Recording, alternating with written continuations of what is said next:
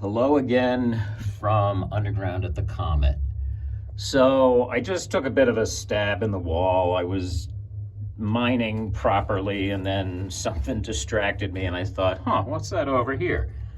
Well, up here, you can't see, I don't think.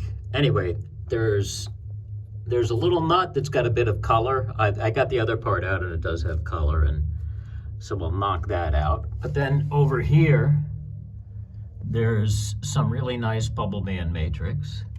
And then up here, there's some sort of mixed up rock that's got some bluey stuff and then some better color over there. So all in one short, you can see though these pieces are not very far away from each other. But within less than a meter, you can get very different material all occurring in the same neighborhood. And who knows what's a couple more inches in.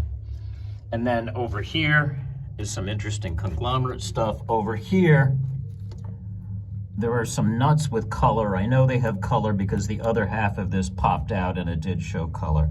And when you see that filmy, mucky stuff on it, that usually indicates, in my humble opinion, that that was an ancient crack that got filled in with sediment a long time ago. So I'm not responsible for that break.